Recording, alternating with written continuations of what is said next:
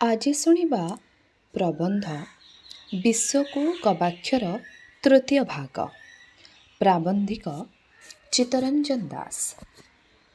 ନୃତତ୍ତ୍ୱ ବିଜ୍ଞାନର ଗବେଷଣା ବଢ଼ିବା ସଙ୍ଗେ ସଙ୍ଗେ ଯେତେବେଳେ ନିଜର ସ୍ଥାନୀୟ ଅଥବା ଜାତୀୟ ସଂସ୍କୃତିଟି ବ୍ୟତୀତ ଏକାବେଳକେ ଆହୁରି ଅନ୍ୟ ଅନେକ ସଂସ୍କୃତି ସହିତ ଆଧୁନିକ ମଣିଷର ପରିଚୟ ବଢ଼ିଗଲା, ସେତେବେଳେ ଆମ ପୃଥିବୀରେ ସାଂସ୍କୃତିକ ମୂଲ୍ୟବୋଧର କ୍ଷେତ୍ରରେ ଏକ ମୂଳଭୂତ ସୃଷ୍ଟି ପରିବର୍ତ୍ତନ ଘଟିଲା।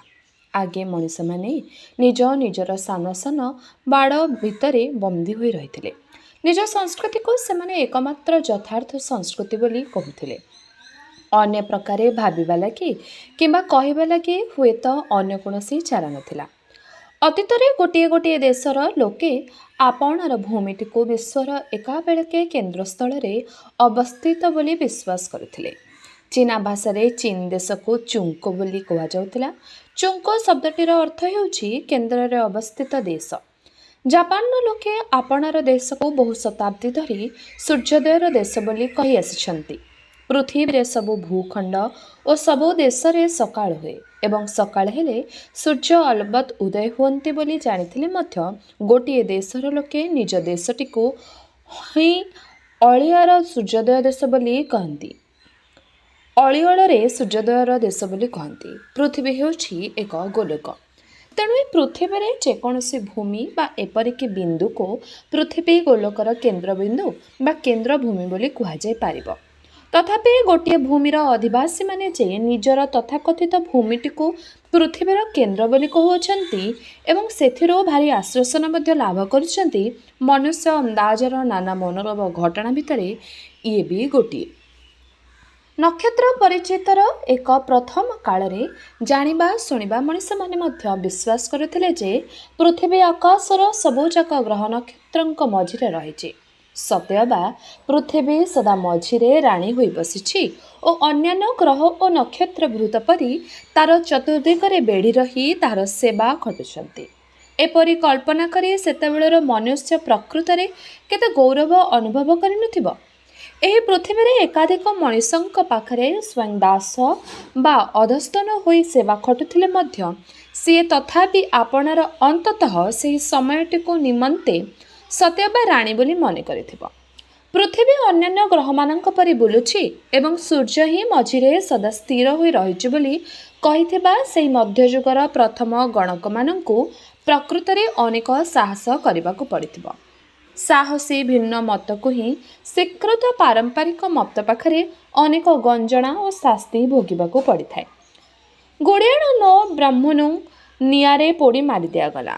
ଗାଲିଲିଓଙ୍କୁ ବନ୍ଦୀଶାଳାରେ ଯିବାକୁ ପଡ଼ିଲା ଏବଂ ଭାଗ୍ୟବଶତଃ ପୋଲାଣ୍ଡର ସମାଜକର୍ତ୍ତାମାନେ ଯେତେ ବେଶୀ ଅନୁଦାର ନଥିଲେ ବୋଲି ଠିକ୍ ସେହି ତଥ୍ୟର ଘୋଷଣା କରି ମଧ୍ୟ କୋପର୍ନିକସ୍ ବିଚାର ରକ୍ଷା ପାଇଗଲେ। ରକ୍ଷଣଶୀଳତା ସାଧାରଣତଃ ବଡ଼ ଅଭିମାନିନୀ ହୋଇଥାଏ ଏବଂ ସେହି ଅଭିମାନ ସହିତ ଯଦି ତଥାକଥିତ ଈଶ୍ୱର ବିଶ୍ୱାସଗୁଡ଼ାକୁ ଅଧିକ ପୁଟ ଦେଇ ତାହାର ଉଗ୍ର ଏବଂ ଉତ୍ତେଜିତ କରି ରଖିଥାଏ, ତେବେ ତାହା ବହୁ କ୍ରୂରତାର କାରଣ ହୋଇଥାଏ। ପୃଥିବୀର ଇତିହାସରେ ଏହି କଥା ବହୁବାର ଘଟିଛି, ଏବେ ମଧ୍ୟ ଘଟୁଛି। ଆମ ସଂସ୍କୃତି କ୍ଷେତ୍ରରେ ମଧ୍ୟ ଘଟୁଛି। ଯାହା ମୋର ତାହା ଜଗତ ଜାଗର ସର୍ବଶ୍ରେଷ୍ଠ। ମୁଁ ଯେଉଁ ଦେଶରେ ବାସ କରୁଛି ତାହା ସବୁ ଦେଶର ରାଣୀ। ଏଗୁଡ଼ାକ ଆଜି ମଧ୍ୟ ବହୁ ମଣିଷଙ୍କୁ କାମୁଡ଼ି ଧରି ରଖିଛି। ଅନେକ ସମୟରେ ମଣିଷକୁ କିଛି କାମୁଡ଼ି ଧରିଥିଲେ ତାହା ତାକୁ ସତେଅବା ଅଶେଷ ଆନନ୍ଦ ଓ ପରିତୃପ୍ତି ଆଣି ଦେଇଥାଏ। ବହୁ ମଣିଷ କେବଳ ଆପଣାଟିକୁ ଭଲ ପାଆନ୍ତି। ଅଳ୍ପଟିକୁ ସେମାନେ ଏତେ ବଡ଼ କରି ଦେଖିଥାନ୍ତି। କେତେ ଆନନ୍ଦ ଲାଭ କରନ୍ତି, କେତେ ଅତ୍ୟାନୁରାଗୀ ହୋଇ ପଡ଼ିଥାନ୍ତି ଏବଂ ସେଇଟିକୁ ହିଁ ସଂସ୍କୃତିସ୍ଥ ହୋଇ ରହିବା ବୋଲି କହୁଥାନ୍ତି। ସେମାନେ ସତ୍ୟକୁ ଭଲ ପାଆନ୍ତି ନାହିଁ। ନିଜ ଘରେ ଅର୍ଥାତ୍ ନିଜ ଧର୍ମରେ, ନିଜ ଶାସ୍ତ୍ରରେ ଅଥବା ନିଜ ଦେଶ ଭିତରେ କିଳି ହୋଇ ରଖାଯାଇଥିବା ଅର୍ଦ୍ଧ ସତ୍ୟ ବା ଅଳପ ଗୁଡ଼ାକୁ ଜାବୁଡ଼ି ଧରିଥାନ୍ତି। ଜାବୁଡ଼ି ଧରିବାକୁ ହିଁ ଭଲ ପାଇବା ବୋଲି କହୁଥାନ୍ତି। ଭାରତବର୍ଷକୁ ସେହି ପ୍ରଥମ କାଳରେ ଦେବଭୂମି ବୋଲି କୁହାଯାଉଥିଲା। କହିବା ବାହୁଲ୍ୟ, ଏହି ଭାରତବର୍ଷର ଲୋକମାନେ ହିଁ ସେପରି କହୁଥିଲେ ଓ ବିଶ୍ୱାସ କରୁଥିଲେ।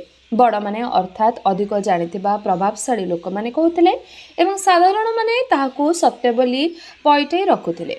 ଅଫିମଟାକୁ ହିଁ ଉପର ସ୍ତରରେ କେଡ଼େ ଆଡ଼ମ୍ବରମୟ ସନ୍ତର୍ପଣର ଜ୍ଞାନ ବୋଲି କୁହାଯାଉଥିଲା ଏବଂ ତଳ ଅବରମାନଙ୍କର ସ୍ତରରେ ବିଶ୍ୱାସ ବୋଲି କୁହାଯାଉଥିଲା। ଦେବଭୂମି ଅର୍ଥାତ୍ ଦେବତାମାନଙ୍କର ଭୂମି, ଅର୍ଥାତ୍ ଏହି ଭୂମିରେ ଖାସ୍ ଦେବତାମାନେ ହିଁ ବାସ କରନ୍ତି। ଭାରତବର୍ଷରେ ସେତେବେଳେ ବାସ କରୁଥିବା ସବୁ ମଣିଷଙ୍କୁ ସୁମାରିକୁ ନେଇ ସେ ଏହି ମନୁଷ୍ୟ ଖଣ୍ଡଟି ଦେବଭୂମି ବୋଲି କୁହାଯାଉଥିଲା। ସେ କଥା ଏତେ ନୁହେଁ, ଅଥବା ଭାରତବର୍ଷର ବାହାରେ ବାସ କରୁଥିବା ଅନ୍ୟମାନେ ଯେ ଭାରତବର୍ଷକୁ ଦେବଭୂମି ବୋଲି କହୁଥିଲେ ସେ କଥା ମଧ୍ୟ ନୁହେଁ। ଆପଣାକୁ ଆର୍ଯ୍ୟ ବୋଲି କହୁଥିବା ଉତ୍ତର ଭାରତର ଏକ ପ୍ରଜାତି ହିଁ ଆପଣା ଭୂମିଟିର ସେହିଭଳି ନାମକରଣ କରିଥିଲା। ତାପରେ କେତେ ହଜାର ବର୍ଷ ଅତିକ୍ରାନ୍ତ ହୋଇଯାଇଥିଲେ ମଧ୍ୟ ଏବେ ବି କେତେକ ଲୋକ ସେହିପରି ବିଶ୍ୱାସ କରୁଛନ୍ତି ଓ ସେଥିରେ ବହୁଳ ଆନନ୍ଦ ଲାଭ କରୁଛନ୍ତି। ଗତ ଅନେକ ବର୍ଷ, ହଜାର ବର୍ଷ ମଧ୍ୟରେ ହେ ଅନ୍ତରୀପଟିରେ ଏତେ ବିଭିନ୍ନ ପ୍ରକାର ଜାତି ପ୍ରଜାତି ଗୋଳିଆମିଶା ହୋଇଯାଇଛନ୍ତି ଯେ ବର୍ତ୍ତମାନ ଏଠି କିଏ ଆର୍ଯ୍ୟ, କିଏ ଦ୍ରାବିଡ଼ ବା କିଏ ଆଗ୍ନେୟ ସେ କଥା କହିବା ପ୍ରକୃତରେ କାଠିକର ପାଠ ହେବ। ତଥାପି ଆମ ଭିତରେ ଅନେକ ନିଜକୁ କେବଳ ଆର୍ଯ୍ୟ ବୋଲି ଅନୁଭବ କରନ୍ତି। ଆର୍ଯ୍ୟମାନଙ୍କୁ ଶୁଦ୍ଧ ବୋଲି ଧରି ନେଇଥିବାରୁ ସେମାନେ ନିଜକୁ ଶୁଦ୍ଧ ମଣନ୍ତି ଓ ସେଇଥିରୁ ସତେଅବା ପେଟେ ଆନନ୍ଦ ପାଆନ୍ତି। ଭାରତରେ ସେ କାଳରେ ନିଜର ଭୂମିଟିକୁ ଦେବଭୂମି ବୋଲି କହୁଥିଲେ। ଯେଉଁମାନେ ଏପରି କହୁଥିଲେ ନିଜର ଭାଷାକୁ ମଧ୍ୟ ସେମାନେ ଦେବଭାଷା ବୋଲି କହୁଥିଲେ। ନିଜକୁ ଦେବତା ବୋଲି କହୁଥିବା ବରିଷ୍ଠ ମଣିଷମାନେ ନିଜର ଭାଷାଟାକୁ ମଧ୍ୟ ଦେବଭାଷା ବୋଲି କହିନଥାନ୍ତେ ତ ଆଉ କ'ଣ ବୋଲି କହିଥାନ୍ତେ? ଯାହା ଦେବଭାଷା ତାହା ବିଶ୍ୱରେ ବିରଳ। ସଂସ୍କୃତ ଭାଷାକୁ ଏବେ ମଧ୍ୟ କେତେକ ଭାରତୀୟ ଦେବଭାଷା ବୋଲି କହୁଛନ୍ତି। ନିଜକୁ ବିଶ୍ୱରେ ସତେଅବା ବିରଳ ବୋଲି ଭାବୁଥିବା ବରିଷ୍ଠ ମଣିଷମାନେ ନିଜର ଭାଷାଟାକୁ ମଧ୍ୟ ବିଶ୍ୱରେ ବିରଳ ବୋଲି କହିବା ଅତ୍ୟନ୍ତ ସ୍ୱାଭାବିକ। ଆର୍ଯ୍ୟ ନାମକ ଏକ ପ୍ରଜାତି ମଧ୍ୟ ଏସିଆରୁ ଏକଦା ଭାରତବର୍ଷକୁ ଆସିଛନ୍ତି ବୋଲି ଏକ ବହୁ ସମର୍ଥିତ ତଥ୍ୟ ରହିଥିଲେ ମଧ୍ୟ ଅନେକ ଭାରତୀୟ ମୂଳତଃ ଅଭିମାନରେ ଭାରତୀୟମାନେ ମୋଟେ ବାହାରୁ କେଉଁଠାରୁ ହେଲେ ଆସିନାହାନ୍ତି ବୋଲି ଏକ ଅନ୍ୟ ସିଦ୍ଧାନ୍ତର ପ୍ରତିଷ୍ଠା କରିବାକୁ ପ୍ରୟାସ କରିଛନ୍ତି। ଆର୍ଯ୍ୟଭୂମି କହିଲେ କେବଳ ଭାରତକୁ ବୁଝାଏ ବୋଲି ସେମାନେ ଜିଦ୍ କରି କହିବାକୁ ଇଚ୍ଛା କରିଛନ୍ତି। ଭାରତବର୍ଷ ହିଁ ଆର୍ଯ୍ୟମାନଙ୍କର ଏକମାତ୍ର ଯୋଗ୍ୟ। ଓଲଟାଇ କହିଲେ ଆର୍ଯ୍ୟମାନେ ହିଁ ଭାରତବର୍ଷର ଏକମାତ୍ର ଯୋଗ୍ୟ ଅଧିବାସୀ। ଦୁହେଁ ଏକାବେଳେ ଦୁହିଁଙ୍କ ଲାଖି। ତେଣୁ ଅଭାବମାନ କାଳରୁ ଆର୍ଯ୍ୟମାନେ ଏହି ଭାରତ ଭୂମିରେ ହିଁ ରହିଥିଲେ। ସେମାନେ କଦାପି ଏଠାକୁ ଅନ୍ୟ କୌଣସି ଭୂମିରୁ ଆସିନାହାନ୍ତି। ଆର୍ଯ୍ୟ ସଂସ୍କୃତି କହିଲେ ଆମ ଦେଶରେ ଅନେକ ମଣିଷ ସତେଅବା ରଣପା ଚଢ଼ି ଏକାବେଳେ ସ୍ୱର୍ଗକୁ ଉହୁଙ୍କି ଯିବା ପରି ଅନୁଭବ କରନ୍ତି। ଓଡ଼ିଶାରେ ପଣ୍ଡିତ ନୀଳକଣ୍ଠ ଦାସଙ୍କର ଆର୍ଯ୍ୟ ଜୀବନ ବହିଟିକୁ ପଢ଼ି ଅନେକେ ପ୍ରାୟ ସେହିପରି ଏକ ଉଲ୍ଲାସ ଅନୁଭବ କରନ୍ତି। ଉତ୍ତର ଓ ଦକ୍ଷିଣ ଭାରତର ମଝିରେ ପ୍ରାୟ ସେତୁଟିଏ ପରି ଅବସ୍ଥିତ ରହିଥିବା ଏହି ଓଡ଼ିଶାରେ ବହୁ ରକ୍ତ ଓ ବହୁ ସଂସ୍କୃତିର ମିଶ୍ରଣ ଏବଂ ପ୍ରତିମିଶ୍ରଣ କୋଉ କାଳରୁ ଲାଗି ରହିଥିବାରୁ ଏଠି ସତକୁ ସତ ଆର୍ଯ୍ୟ କିଏ ବା ସତକୁ ସତ ହିନ୍ଦୁ କିଏ ତାହା କହିବା ଆଦୌ ସହଜ ହେବ ନାହିଁ। ତଥାପି ମଣିଷ ଯଦି ଉଲ୍ଲସିତ ହେବାକୁ ଇଚ୍ଛା କରିବ ତେବେ ନିଜକୁ ଗୋଟାଏ ଓଜନିଆ ଦଉଡ଼ି ସହିତ ଯୋଡ଼ି ଉଲ୍ଲସିତ ହେବାକୁ କ'ଣ ମନା ଅଛି? ଏବେ ତ ଲୋକେ କୁହାକୁହି ହେଲେଣି ଯେ ଆର୍ଯ୍ୟମାନେ ମଧ୍ୟ ଏସିଆରୁ ଆସିନାହାନ୍ତି। ସେମାନେ ସବା ପ୍ରଥମେ ଏହି ଭାରତ ଭୂମିରେ ମଧ୍ୟ ନଥିଲେ। ସେମାନେ ଏହି ମର୍ତ୍ତ୍ୟମଣ୍ଡଳରେ ମୋଟେ କେଉଁଠି ହେଲେ ନଥିଲେ। ସେମାନେ ଆଉ ଏକ ମଣ୍ଡଳରୁ ଅନ୍ତରୀକ୍ଷରୁ ଏହି ଭୂମିକୁ ଡେଇଁ ପଡ଼ିଛନ୍ତି। ଅନ୍ତରୀକ୍ଷର ସେହି ମଣ୍ଡଳକୁ କଳ୍ପନାର ଏକ ସଂଗତି ଯୋଡ଼ି ଦେଇ ସ୍ୱର୍ଗ ବୋଲି କୁହାଯାଇଛି। ଆମେ ଆର୍ଯ୍ୟମାନେ ସେହି ଊର୍ଦ୍ଧ୍ୱ ମଣ୍ଡଳରୁ ଆସିଛୁ। ପୃଥିବୀର ଅନ୍ୟ କୌଣସି ଜାତି ଅଥବା ସଂସ୍କୃତିର ଦନ୍ତକଥାରେ ଏତେ ଅଧିକ ସାହସପୂର୍ଣ୍ଣ କୌଣସି କାହାଣୀର ଉଲ୍ଲେଖ ରହିଛି କି ନାହିଁ ତାହାର ଆବଶ୍ୟକ ଅନୁସନ୍ଧାନ କରାଯାଇପାରେ। ସାହସୀ ମଣିଷମାନେ ସାହସ କରୁ କରୁ କଳ୍ପନାର ଯେଉଁ ଉଚ୍ଚ ଅବାନ୍ତରତା ଗୁଡ଼ିକୁ ଉଠିଯାଆନ୍ତି ଅନେକ ସମୟରେ ସେହିଗୁଡ଼ିକୁ ହିଁ ସତ୍ୟ ବୋଲି ଗ୍ରହଣ କରିନିଅନ୍ତି। କାହାଣୀର ଉପନ୍ୟାସ ଗୁଡ଼ିକୁ ଅନେକ ମଣିଷ ଯେପରି ବିହ୍ୱଳ ଭାବରେ ଇତିହାସ ବୋଲି ମନେ କରି ନିଅନ୍ତି ଏହି କ୍ଷେତ୍ରରେ ପ୍ରାୟ ସେହିପରି ଘଟିଥାଏ। ସଂସ୍କୃତି କହିଲେ କିଏ କେତେ ଅଳ୍ପକୁ ଅଥବା କେତେ ଅଧିକକୁ ବୁଝେ ସେ ଅନୁସାରେ ଆମ ସଂସ୍କୃତିର ଚୌହଦି ଗୁଡ଼ିକୁ ନିର୍ଣ୍ଣୟ ହୋଇଥାଏ। ସଂସ୍କୃତି କହିଲେ କିଏ ଘରର ଗବାକ୍ଷ ଗୁଡ଼ିକୁ ଖୋଲିଦେବାକୁ ବୁଝନ୍ତି ତ ଆଉ କିଏ ନିଜର କବାଟଟିକୁ ଖିଳି ଦେଇ ଅନନ୍ୟ ହୋଇ ଦିଶିଯିବାକୁ ମଧ୍ୟ ବୁଝନ୍ତି। ନିଜର ସଂସ୍କୃତିକୁ ହିଁ ସବୁଠାରୁ ଅଧିକ ତୋରା ବୋଲି ଦେଖାଇ ଦେବାକୁ ହିଁ ଅନେକ ମଣିଷ ସଂସ୍କୃତି ଭିତରେ ପଶିବା ଲାଗି ମନେ କରିଥାନ୍ତି। କେବଳ ଭାରତବର୍ଷରେ ନୁହେଁ ପୃଥିବୀର ବହୁ ଦେଶରେ ମଧ୍ୟ ଏହିପରି ଭାବରେ ଘରଗୁଡ଼ାକୁ କିଳି ରଖି ମଣିଷମାନେ ନିଜକୁ ଅସାଧାରଣ ବୋଲି କହିଛନ୍ତି ଓ ସେଥିଲାଗି ଗୌରବ ଓ ଗର୍ବ ଅନୁଭବ କରନ୍ତି। एमाने असल गौरव ठारू जोजन जोजन दूर हो रही जाइछन्ति।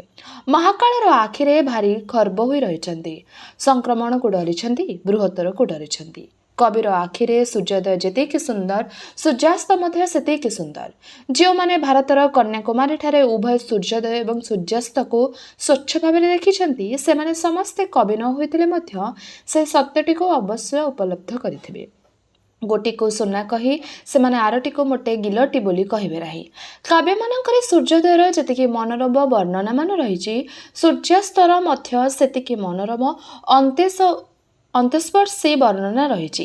तेबे लोभरे पड़ी निजर देशटी को सूर्योदयर देश बोली कहुई कहीं ए सूर्यास्तर देश बोली कहुई नहीं कहीं आमे भार भितरे प्रस्तुत हो रही आम जीवन में सूर्योदय जेतिकी प्रेरणा देव सूर्यास्त मध्य सेतिकी प्रेरणा देव। आमे राजी हेले उभय सूर्योदय एवं सूर्यास्त आम जीवन में बहु उदयर कारण हो पार। उपनिषदरे केवल दिवस को ही मधुयुक्त बोली कहुई नहीं रात्रि को मध्य समान भाव में मधुयुक्त बोली वर्णना करा जायछि। सूर्योदय बा प्रभात दिवस लगी द्वारर कार्य करे एवं सूर्यास्त बा संध्या लगी रात्रि लगी सेहीपरि एक द्वारर कार्य करे। रात्रि दिवस लगी बाट कराई दिए। आखिरे असल संस्कृति रहिथिबा मनीष कदापि एपरि पांतर अंतर संकटरे पड़ जाए नहीं। आखिरे राजनीति गुड़ाक अभिमान गुड़ाक एवं अनेक समय हीनमन्यता गुड़ाक लेसी हो रही संकट नथिले मध्य संकट माने काव्य और उपन्यास परी आम विवेक और विचारर देह उपरे सतेबा लदी हुई पड़वा बाहरी आसती। आम जीवन में अफिम पर कार्य करती अनर्गल भली कार्य करती संस्कृति नाम तुच्छा अतिस्मृत गुड़ाक ही आम सरागर आसन उपर नहीं बसाई दियंती। एकदा यूरोप रे जेतेबेले साम्राज्यवादर उग्रता गुड़ाक आखिरे भर्ती करी संस्कृतिर चिह्नाड़ी माने बृहत्तर पृथ्वी मध्य प्रवेश करथिले सेतेबेले संस्कृतिर क्षेत्र में प्राय एहीपरि एक संकट भरी प्रशय पाई बढ़िथिला एवं मनीषर मनीष को तथा संस्कृतिर संस्कृति को चिन्हबारे बहु प्रमादर कारण होइथिला।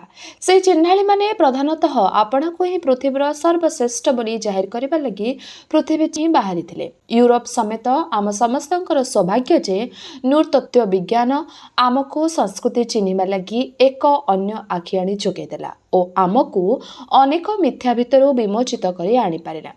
से कालरे से काटर जड़े चिन्हाड़ी पृथ्वीर मनुष्य गोष्ठी बा रेस गुड़ी को चारि भागरे विभक्त कर देखिथिले। सेमानंकु से down race, duck race, day race और नाइट रेस एहीपरि चारि वर्गरे बांटी देथिले। कहिबा बाहुल्य से यूरोपीय मानंकु ही प्रभात तथा दिवसर प्रतिनिधित्व करुथबा वरिष्ठ वर्ग बोली घोषणा करथिले। सेतेबेले आपणा साहिर मनीष पलंक ठारू से गवेषक सेइथिलागे केते भाबा पाइथिबे। सौभाग्यर कथा मनुष्यर चेतना से काल स्तरटी ठारू केते आगकू बाहरी आसलानी। जाति को सतेबा गोटे गोटे हांडी परी व्यवहार करी संस्कृति को ताहारी ढांचारे पकाई आपणर हांडीटाकू सबुठारू बड़ हांडी बोली बड़ पार्टी करी कहबाकू एबे बेरसिकता बोली कुहागलानी। तथापि बेरसिक माने रहिछन्ति तुच्छा अति रसिक माने रहिछन्ति आम घरे मध्य कम संख्यारे नाहंती। से माने कहउछन्ति समस्ते आम घर को आसंतो आम होटेल मानकरे रहंतो आम संस्कृति को देखंतो आमर आउ कोठी को जिबार कोनोसी आवश्यकता नाही। गवाक्ष माने सेहीपरि बंद होई रहिथांतो आमर हाथ लेखा और मनरू फंदा बहीगुड़ा को आमको ही समग्र पृथ्वी रे अनन्य और असाधारण बोली घोषणा करुथांतो। तेबे एठारे शेष हला प्राबंधिक चित्तरंजन दासंकर प्रबंध विश्व को गवाक्षर एही भागटी। आगामी अध्याय रे एही प्रबंधटीर बाकी अंशगुड़ी को आमे सुनिबा। रहिली नमस्कार।